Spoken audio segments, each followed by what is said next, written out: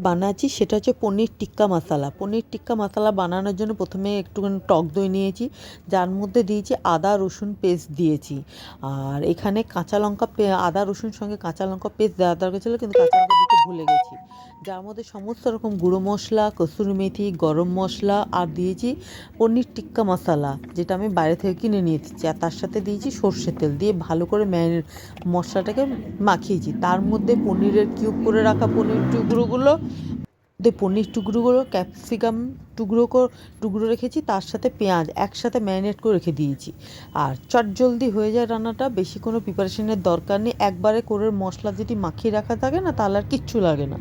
আমি এগুলো আর আমার বাড়ির চারিদিকে এত আওয়াজ, রাস্তার দিকে বাড়ি, এত আওয়াজ, গাড়ি যাচ্ছে, উফ, আমি না ভয়েস দিতে পারছি না, কি অসুবিধা। আচ্ছা, সাদা তেলের মধ্যে আমি একটু কুচনো পেঁয়াজ দিলাম, একটা শুকনো লঙ্কা দিচ্ছি। আর কুচনো পেঁয়াজটা হচ্ছে যে পাপড়িগুলো আমি এতে দিয়েছিলাম ওই ম্যারিনেট করতে, তার যে ভেতরের অংশটা সেগুলো কুচি কুচি করে দিয়ে দিয়েছি।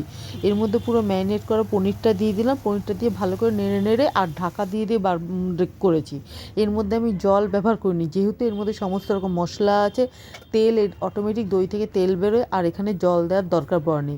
আর খুব তাড়াতাড়ি রান্না হয়ে যায়, রুটি, পরোটা, লাচ্ছা পরোটা বা রুমালি রুটি সব কিছুর সাথে চলে যায়। তো তৈরি হয়ে গেল আমার পনির টিক্কা মশলা। তো রেসিপিটা ভালো লাগলে প্লিজ একটা লাইক করবেন, কমেন্ট করবেন। আর খেতে, সত্যি কথা খেতে খুব সুন্দর হয়েছে। খুব, সব থেকে বড় কথা, খুব তাড়াতাড়ি রান্নাটা হয়েছিল।